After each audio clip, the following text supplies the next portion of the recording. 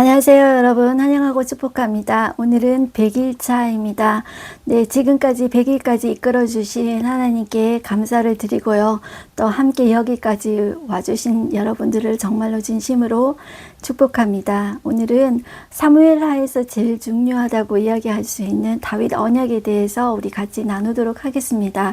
오늘의 본문은 사무엘하 6장과 7장 그리고 시편 42편과 43편을 함께 나누도록 하겠습니다. 우리 먼저 기도하겠습니다.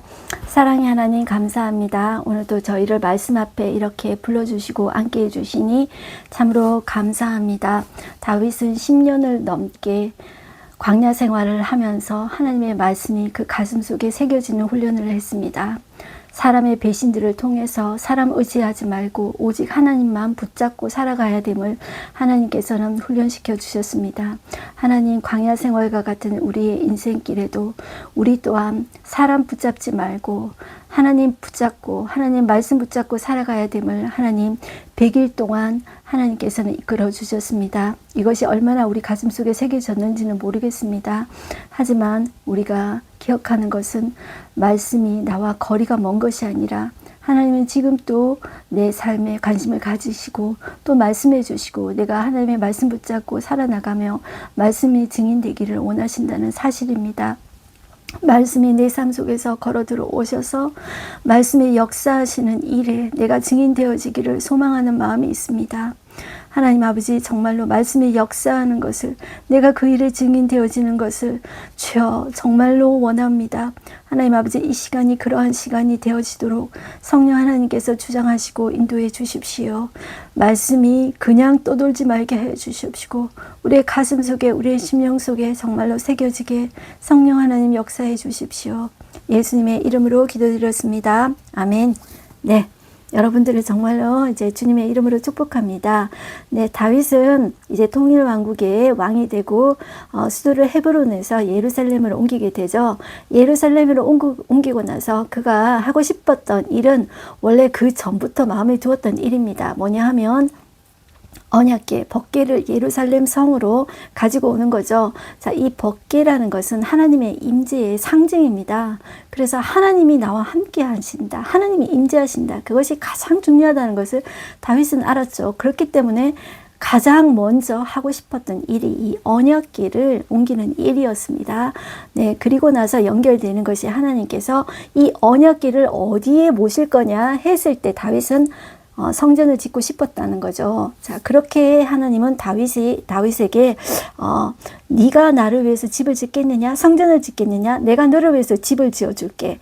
그 하나님께서 말씀하시는 그 집은 다윗의 가문을 하나님께서 영원히 지켜주실 것을 약속해 주신 것입니다. 그것을 이름하여 우리는 다윗 언약이라고 이제 하는데요. 우리가 리딩 가이드 들어가서 제가 읽으면서 또 다시 좀 설명을 하겠습니다. 다윗은 사사시대 이후에 지금까지 아미나답의 집에 보관하고 있던 법궤를 예루살렘으로 옮깁니다. 근데 여기서 법궤의 이동 경로에 대해서 잠깐만 한번 짧게 살펴보겠습니다. 원래 어디 있었냐면 이스라엘의 가장 중간 에브라임 지파의 실로에 원래 있었습니다. 자, 그런데 블레셋과의 전쟁으로 에베넷을 옮겨오게 되죠.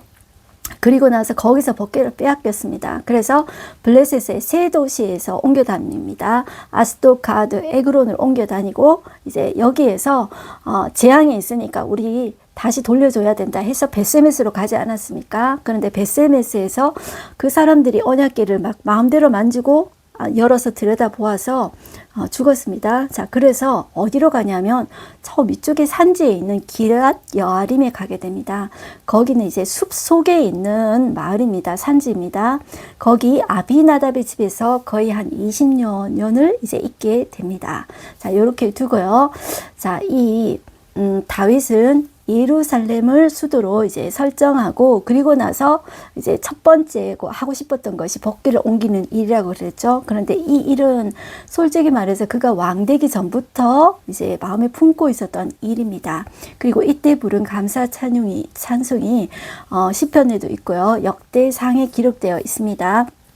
다윗은 또 하나님의 법궤가 머물 수 있는 성전을 짓고 싶어 합니다. 이에 하나님은 다윗의 가문이 영원하리라고 약속해 주십니다. 이것을 다윗 언약이라고 합니다. 이 언약은 아브라함과도 언약을 했었었는데요. 이 아브라함 언약만큼 중요한 언약이 다윗 언약입니다. 이게 왜냐하면 이 언약은 바로 예수님, 메시아가 오실 것을 포석하면서 이제 하신 그 언약이거든요. 그래서 그 내용을 보면서 우리가 본문으로 들어가 볼 것입니다. 그리고 이어지는 시편 42편과 43편은 고라 자손이 하나님을 찬양하는 그런 내용으로 우리가 보겠습니다.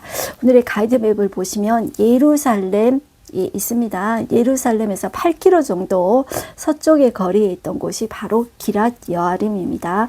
자, 여기는 이름이 바알레 유다라고 이렇게 나중에 이름이 바뀌게 됩니다. 우리가 본문으로 한번 들어가 보겠습니다. 사무엘라 6장을 펴시고요. 살펴보겠습니다. 1절 보시면 다윗이 이스라엘에서 뽑은 무리 3만 명을 다시 모으고 나오죠. 자, 이 언약궤를 모으기 위해서 무리 3만 명을 모았다고 했습니다. 그것도 다시 모았대요. 그러면 그 전에 3만 명을 무언가 뽑았었다. 그런 이야기가 있었다는 거죠. 그것은 언제냐면 전쟁할 때, 전투 때 그렇게 뽑았었던 것입니다. 그런데 다시 이 언약궤를 옮기는데 그 3만 명을 다시 뽑습니다. 그래서 어마어마한 사람들이 이렇게 모여서 그 언약궤를 옮기는 거죠. 언약궤 자체는 여러분들 크지가 않습니다. 그런데 그 언약궤를 옮기는데 3만 명을 동원한 거죠. 다윗의 마음을 알 수가 있습니다. 그런데 여러분들 사울 때 있는 언약궤라는 언급이 전혀 없었습니다. 사울은 말만 맨날 여호와의 이름으로 맹세한다 이렇게 말을 했지만 하나님에 대한 마음이 정말로 없었어요. 그래서 그 사울의 마음을 무심이라고도 표현합니다. 2절 보시면 다윗이 일어나 자기와 함께 있는 모든 사람과 더불어 바알레 유다로 가서 거기서 하나님의 궤를 메어오려 하니 이런 하고 있죠.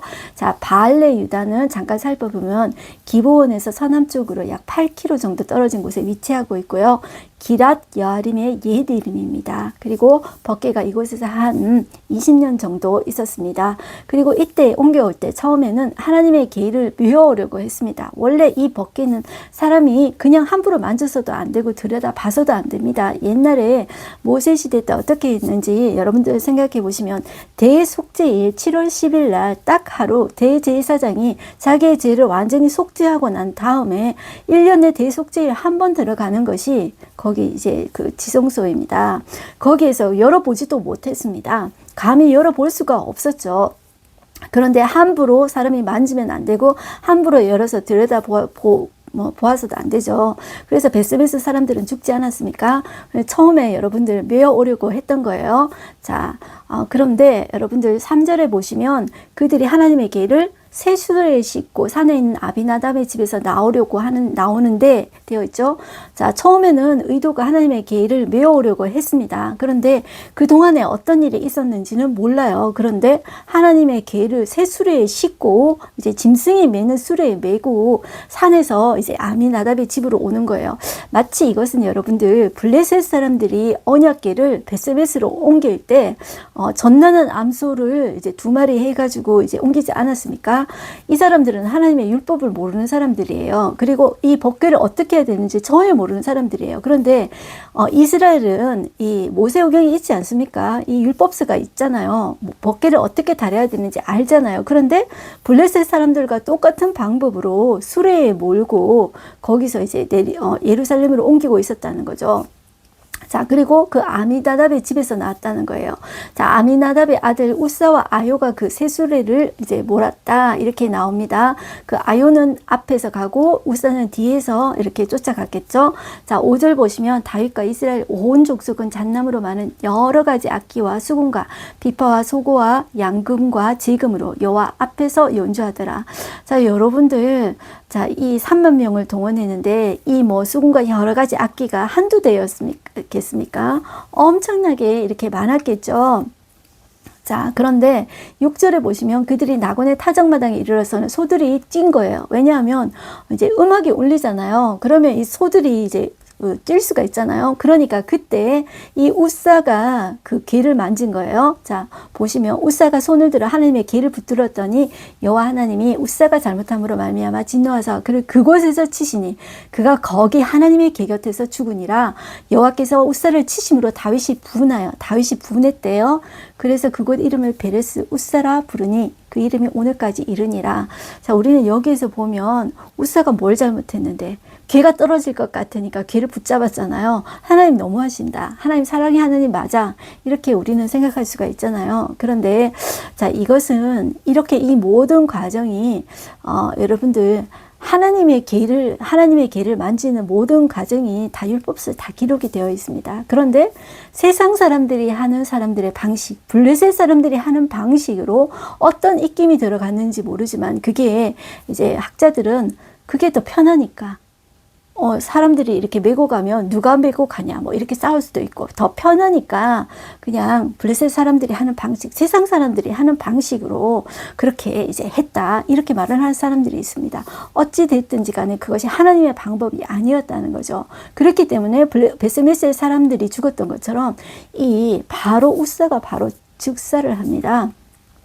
자, 그래서 다윗도 그때 마음이 분했다고 표현하고 있어요. 그래서 그날에 다윗이 여호와를 두려워해서 그 여호와의 개를 자기 다윗 성으로 옮겨 메어 오는 것을 즐겨하지 아니했다고 그랬어요. 그리고 어디로 가게 됐냐면 가드 사람 오베데돔의 집으로 메어 갔대요. 여러분들 가드 사람은 블레셋 사람 아닙니까? 블레셋 사람 오베데돔의 집으로 가는 거예요. 이 오베데돔은 생각지도 못하고 있었던 거죠. 근데 왕이 니네 집에 가 이렇게 하니까 생각지도 못하게 이제 가게 된 거죠. 그러니까 여러분들 이 언약궤 잘못 모시다가는 베스메스 사람들 죽었죠. 블레셋 사람들 큰 재앙 맞았죠. 자, 그런데 갑자기 이 오베데돔을 오면은 생각지도 못하게 왔는데 집에 폭탄이 들어온 것일 수도 있잖아요. 자, 그런데 왕이 이제 뭐 그냥 떠맡겼으니까 어쩔 수 없잖아요. 그래서 11절 보시면 여호와의 개가 가드 사람 오베데돔의 집에서 석 달을 있었는데 그런데 하나님께서 어떻게 역사하시냐면 이 여호와께서 오베데돔과 그의 온 집에 복을 주시니라. 자, 어떻게 모셨을까요? 자, 여기 그 집에, 온 집에 복을 주셨다는 그것만으로 봐서 하나님께서 이 오베데돔이 원치 않는 일을 했지만 오베데돔은 참 이 복귀를 어떻게 모셔야 될까 참 연구하면서 정성으로 했던 것 같아요. 그래서 나중에 하나님께서 이 오베데돔의 복을 주시는데요. 여러분들 역대상에 가면 나중에 보면 이 오베데돔의 집이 나중에 성전의 문지기가 되는데 그의 자녀들이 다 복받았다고 성경에 나오고 있어요. 자, 그래서 오베데돔의 집에는 3개월밖에 안 있었고 아비나답의 집에서는 20년이나 있었는데 이 아비나답의 집에 이제 있던 그 아들 중에 한 사람 웃사는 죽었어요. 그러니까 여러분들 이렇게 말을 하시는 분들이 많이 계세요. 이 아비나답의 집에 있었을 때는 이제 그냥 처박아 두듯이 하나님의 개에 대한 어떤 마음도 없고 또 어떻게 이 하나님의 개를 모셔야 되는지 이 사람들이 하나도 생각이 없었던 거예요. 그래서 그냥 수레에 몰고 오는데 그대로 오고 함부로 이렇게 만진 거죠. 그래서 우리가 여기서 알 수 있는 것은 우리가 하나님의 일을 하는데 하나님을 알지 못하고 세상의 방법대로 하다가는 정말로 우리의 생명이 위협받을 수가 있습니다. 그래서 성경은 지식 없는 소원, 지식 없는 열심은 하나님 앞에 선하지 못하다고 했습니다. 우리가 하나님을 섬기는 사람들이 하나님을 알지 못하고 말씀을 알지 못하고 섬기는 것은 정말로 하나님을 욕되게 하는 것입니다. 여러분들 내가 하나님을 사랑한다고 생각하는 방법이 그것이 맞는 것이 아닙니다. 내가 하나님을 사랑하는 방법은 하나님의 말씀하신 대로 사랑하셔야 되는 것입니다.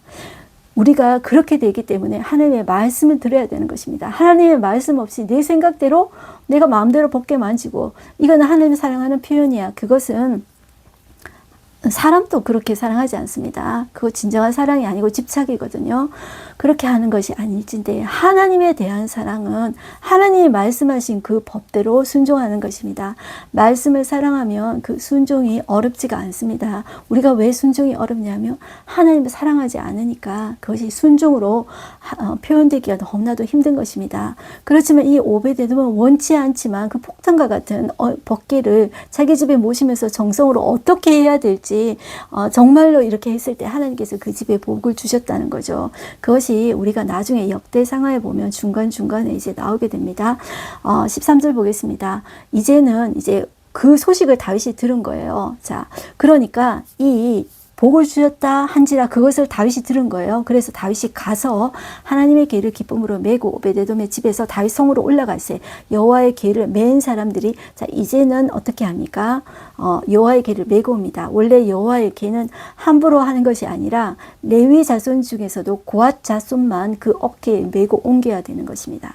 자 그렇게 하나님의 법대로 이제는 하기 시작한 거죠.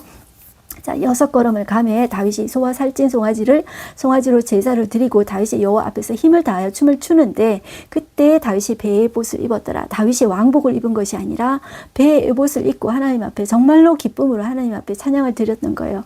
자, 내가 잘못했다고 해서 그것으로 끝나는 것이 아니라 다시 한 거죠. 자, 다윗과 온 이스라엘 족속이 즐거이 환호하면서 나팔 불고 여호와의 계를 메어 온 거예요. 자, 여호와의 계가 다윗 성으로 들어올 때 다윗은 막 춤추고 했잖아요. 그런데 지켜보던 미갈이 창밖으로 내다보았습니다. 자, 여기에서 어떤 예배자의 모습을 볼 수가 있는데 다윗은 그 예배에 참여하면서 하나님께 기쁨으로 그냥 정말로 하나님께 예배 드리는 예배자였습니다. 그런데 그 미갈의 시선은 어떤 거냐면 비판자, 관찰자, 그리고 자기가 모든 것을 감시하는 자의 위치에 서서 엉망이네 그러면서 그 마음속에 심중에 그를 업신여겼다 이렇게 표현하고 있습니다. 우리가 예배 드릴 때 여러분들 나의 태도가 내가 관객처럼 그냥 비판하고 감시하는 것이 정말로 예배 드리는 태도가 아닙니다. 그러면서 이제 누구 찬양하는 거, 주보에 뭐가 있는지, 또 목사님 설교에 대해서 목사님 또 뭐 나름대로 최선을 다해야 되겠죠. 그것에 대해서 엉망이네 이런 식으로 표현하는 것이 아니라 내가 하나님 앞에 정성으로 예배드리고 하나님 그 중에서도 내게 무슨 말씀을 하시길 원하십니까? 그런 자세로 우리가 예배드렸으면 좋겠습니다. 자, 다윗은 그리고 나서 번제와 화목제를 드리고 자기 집 그 백성들에게 떡 한 개, 고기 한 조각, 건포도 한 덩어리씩 다 나눠주고 이제 집으로 돌려보냅니다. 그리고 20절에 보면 다윗이 자기 가족에게 와서 축복하려고 하는데 이 미갈은 이렇게 말을 합니다. 이스라엘 왕이 오늘 어떻게 영화로우신지 방탕한 자가 염치 없이 자기 몸을 드러내는 것처럼 오늘 그의 신복의 계집종의 눈앞에서 몸을 드러내셨도다. 이렇게 이제 다윗을 업신여깁니다. 이러니까 다윗이 이렇게 말을 합니다. 내가 22절 보시면 내가 이보다 더 낮아져서 스스로 천하게 보일지라도 네가 말한 바 계집종에게는 내가 높임을 받으리라 한지라. 그러므로 사울의 딸 미갈이 죽는 날까지 그에게 자식이 없으니라. 자, 이 고대 때 그 시절만 해도 자식을 못 낳는다는 것은 당시 저주받은 것이었습니다. 자, 이렇게 이제 하나님은 다윗이 말한 대로 미갈이 정말 자식 없이 이렇게 보내게 되었다는 거죠. 자, 이와 연결해서 법궤가 이제 예루살렘에 들어오지 않습니까? 그런데 이 다윗은 법궤를 둘 곳이 그냥 회막에 있는 거예요. 그런데 자기는 지금 어디 있습니까? 백향목 궁에 있습니다. 이 백향목 궁 누가 지어준 거냐면 자, 지금의 레바논 거기에 유명한 나무가 이제 나요. 거기 이제 백향목인데 그 백향목 궁을 히람이 지어준 거예요. 자, 그래서 그때 7장 1절 연결해서 보시면 여호와께서 주위의 모든 원수를 무찌르사 왕으로 궁에 평안히 살게 하신 때에 왕이 선지자 나단에게 이르되 볼지어다 나는 백향목 궁에 살거늘 하나님의 계는 휘장 가운데 있도다. 자, 이제 다른 나라 왕이 왕궁도 지어줬어요. 그런데 하나님의 계가 휘장 가운데 있는 것이 너무 마음이 아팠던 거예요. 그래서 자, 이것을 내가 성전을 지어야 되겠습니다. 이렇게 하니까 나단이 이제 왕의 마음에 있는 모든 것을 행하시옵소서 이렇게 한 거예요. 그런데 4절에 보시면 그 밤에 여호와의 말씀이 나단에게 임하여 이르시되 가서 내 종 다윗에게 말하기를 여호와께서 이와 같이 말씀하시되 네가 나를 위하여 내가 살 집을 건축하겠느냐? 이제 성전을 네가 짓겠느냐? 내가 어디 성전 안에 갇혀있던 존재냐? 하나님은 여러분들 그 초월자이십니다. 이 온 우주를 만드신 그 초월자이신 하나님께서 그 성전 조그만한데 거기 갇혀 계시겠습니까? 그리고 언약궤가 하나님의 임재의 상징인데 하나님이 그 조그만한 언약궤 안에 갇혀 계시겠습니까? 하나님은 그 모든 것을 초월하신 하나님이십니다. 자, 그래서 네가 나를 위해서 살 집을 건축하겠느냐? 내가 이스라엘 자손에게서 인도하여 내던 날부터 오늘까지 집에 살지 아니하고 장막과 성막 안에서 다녔다. 자, 그러면서 내가 너 보고 언제 집을 지으라고 했느냐? 그러면서 하나님이 오히려 내가 너의 집을 지어주겠다 이렇게 말씀하십니다. 오히려 하나님께서 다윗에게 은혜를 베푸시는 거죠. 그러니까 평안하고 힘이 생겼을 때 다윗의 그 한 반응, 그것을 하나님께서 보시는 것입니다. 그것을 너무나도 기쁘게 받으시는 거죠. 여러분들은 여러분들이 평안하고 잘 먹고 잘 살고 여러분들의 힘이 생길 때 여러분들 잘 살고 여러분들 자식들만 생각하시겠습니까? 그때 그 순간에 하나님을 위해서 내가 무엇을 할까? 내가 사실 하나님을 위해서 뭘 하겠습니까? 하나님이 이 온 우주 만물을 창조주시고 내가 하나님을 위해서 집을 지은들 내가 그것이 얼마나 하나님께 유익이 되겠습니까? 그렇지만 그 작은 그 마음을 하나님께서 기뻐 받으신 거죠. 그래서 보시면 여러분들 11절 중간에 한번 보실게요. 자, 좀 찾아보세요. 여호와가 또 내게 이르노니 여호와가 너를 위하여 집을 짓고 네가 나를 위해서 집을 짓겠느냐? 내가 너를 위해서 집을 지어주겠다. 이렇게 하신 거예요. 자, 12절 보시면 내 수완에 차서 내 조상들과 함께 누울 때 내가 내 몸에서 내 씨를 내 뒤에 세워 그의 나라를 견고하게 하리라. 그는 내 이름을 위하여 집을 건축할 것이요 나는 그의 나라 왕위를 영원히 견고하게 하리라. 그래서 자, 누가 집을 짓습니까? 솔로몬이 그 아들이 집을 이제 하나님의 집을 이제 성전을 건축하지 않습니까? 자, 그리고 이제 쭉 읽어 보시고요. 16절에 한번 볼게요. 내 집과 내 나라가 내 앞에서 영원히 보존되고 내 왕위가 영원히 견고하리라 하셨다 하라. 자, 이것을 하나님께서 다윗에게 해주신 언약에서 다윗 언약이라고 합니다. 여기 보시면 내 왕위라고 적어놨죠. 내 왕위라는 말은 어떤 집, 그런 의미라기보다도 가문, 왕권이라는 뜻입니다. 내가 너의 가문을 영원히 견고하게 하리라. 이 말이죠. 자, 그런데, 자, 이 다윗의 왕권이 유다로 이제 계속 이제 가게 되죠. 남쪽 이제 이 유다는. 그렇지만 결국 여러분들 나중에 바벨론에 의해서 망하지 않습니까? 그래서 이것은 이 영적으로 이 다윗으로 흐르는 메시아 예수 그리스도로 이어지는 가문이라고 생각하면 되겠습니다. 그래서 오늘날 예수 그리스도를 믿는 우리 모든 사람에게 이 말씀이 흐르는 거예요. 그래서 이 오늘날 지금 이 자리에 앉아있는 우리들께까지 하나님은 이 약속을 우리에게까지 해주신다. 이렇게 보셔야 되겠습니다. 자, 그래서 이 말씀을 받고 다윗은 기도하게 됩니다. 그러니까 다윗은 옛날에는 10년 동안 광야 생활을 할 때 주로 어려울 때만 기도했습니다. 그래서 제가 잠깐 그런 이야기 했었는데 시글락에서 다윗이 1년 한 6개월 정도 있었는데요. 그때는 시를 짓지 않았습니다. 그냥 뭐 다른 나라 침공해가지고 그냥 이제 노량물 얻어가지고 전리품으로 이렇게 살았는데 그때는 사실 시를 짓지 않았습니다. 그리고 나서 사울이 이제 죽자 이제 사울의 애가를 짓지 않았습니까? 그런데 이제 다윗은 이제 이 하나님이 하신 모든 일을 보면서 이게 내가 한 일이 아니라는 것을 알게 됩니다. 다윗의 왕궁도 하나님의 은혜로 히람이 지어준 것 아니냐 그런 고백을 하게 되죠. 그 하나님의 은혜를 깨닫게 됩니다. 그리고 이 하나님의 말씀을 받고 그 말씀이 너무너무 감사가 되어진 거죠.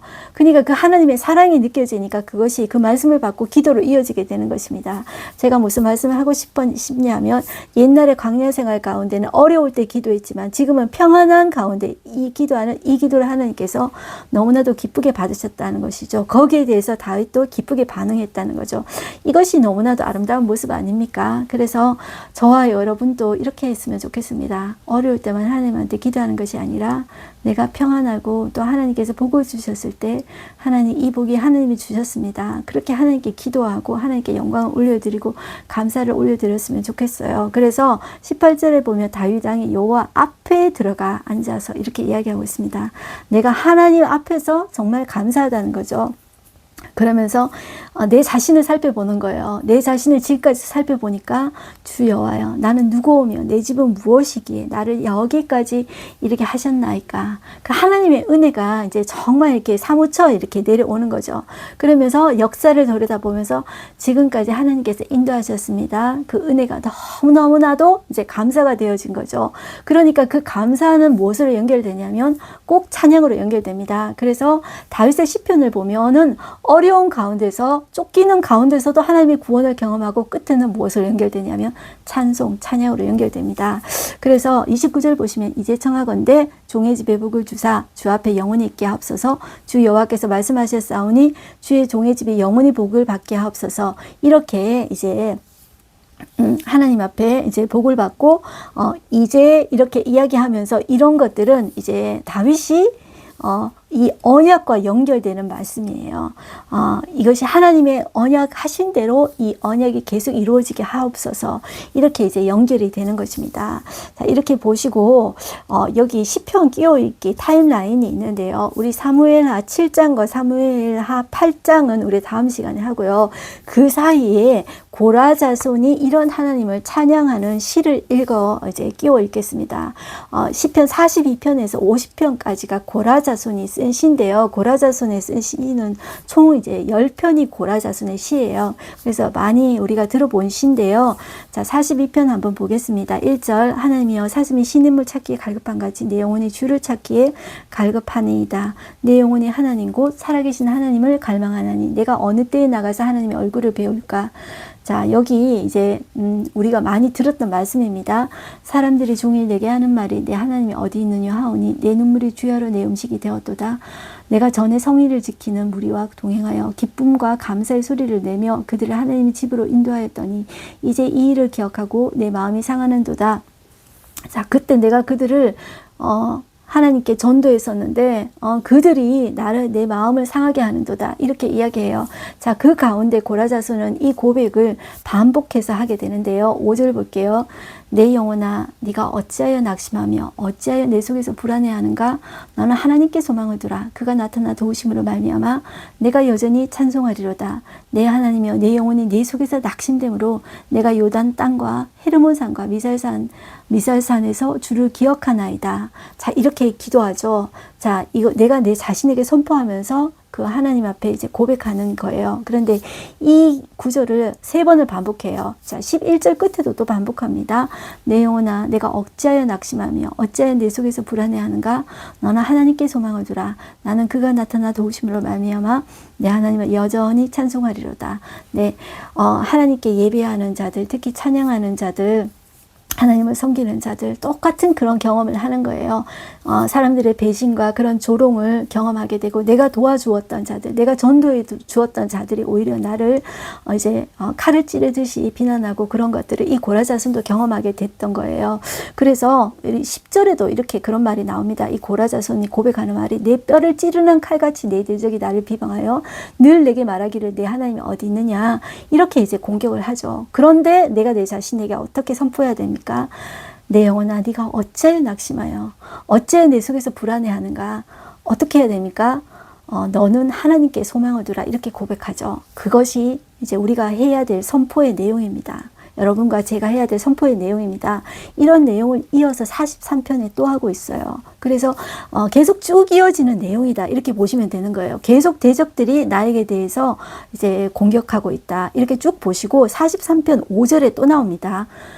내 영혼아 네가 어찌하여 낙심하며 어찌하여 내 속에서 불안해하는가. 너는 하나님께 소망을 두라. 그가 나타나 도우심으로 말미암아 내 하나님은 여전히 찬송하리로다.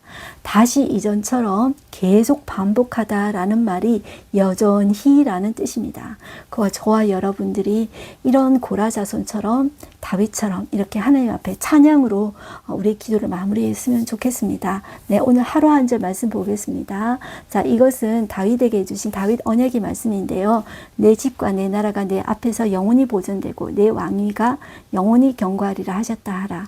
다윗이 이렇게 평안할 때 하나님 앞에 고백했던 이 귀한 마음을 하나님이 네가 나를 위해서 집을 짓겠느냐? 내가 너를 위해서 너의 가문, 너의 왕위를 영원히 경고하게 해주겠어. 이렇게 약속해 주셨다는 것입니다. 네, 오늘의 인사이트 보겠습니다. 다윗의 집과 그 나라는 여호와 앞에서 영원히 이어질 것입니다. 다윗의 왕위가 영원히 경고할 것입니다. 영원히라는 표현이 3번이나 등장합니다. 자, 그 유대식 표현은 영원히라는 말은 3번인데 이 3번은 완전수입니다. 그러니까 영원히 계속 메시아부터 영혼까지 이어지고 그것이 우리에게도까지 임한다. 그렇게 생각해 주셔야 된다 그랬습니다. 이 영원히 경고한 나라는 그리스도의 나라입니다. 하나님은 그리스도를 다윗의 후손으로 보내십니다. 예수님 자신도 바리새인과 서기관들에게 이 사실을 확인해 주셨습니다. 하지만 다윗의 후손으로 오신 그리스도는 다윗이 주로 고백하실 수밖에 없는 분이십니다. 오직 그의 나라만이 영원히 경고합니다. 그 나라는 우리가 죽고 없어져도 나라는 영원할 것이며 우리 요한계시록에서 그 나라는 완성되고 그 나라에서는 눈물도 아픔도 슬픔도 없는 그런 영원한 아름다운 하나님의 나라 새하늘과 새 땅이 완성될 것입니다. 여러분들 그 하나님을 찬양합시다. 우리 기도하겠습니다. 하나님 아버지 감사합니다. 오늘은 또 100일차였습니다. 하나님 다윗에게 언약해 주신 것처럼 다윗이 그의 모든 것이 평안해질 때 그 하나님을 생각하고 그 하나님을 찬양하는 기도를 올려드렸습니다. 하나님 우리도 어려울 때뿐만 아니라 우리의 강야 생활뿐만 아니라 우리가 평안해졌을 때도 하나님을 기쁘시게 하며 하나님께 감사 올리며 하나님께 찬양드리는 우리가 되어지기를 소망합니다. 때로는 우리의 대적이 우리를 공격하며 뼈 있는 말을 할지라도 내 영혼아 내가 어찌하여 낙심하느냐 어찌하여 내 속에서 불안해하는가 너는 소망을 내 하나님께 두라. 그렇게 말했던 고라자손의 시처럼 3번이나 반복했던 고라자손의 말처럼 우리의 소망을 오직 하나님 앞에 둠으로써 하나님 우리가 소망 되신 그 하나님 구원 되신 그 하나님을 깊이 발견하고 만나는 저희가 되게 하여 주십시오. 오늘도 감사드리며 예수님의 이름으로 기도드렸습니다. 아멘. 네, 여러분과 저희의 소망은 오직 하나님입니다. 여러분들 하나님을 인해서 승리하십시오. 여러분들을 축복합니다. 화이팅입니다.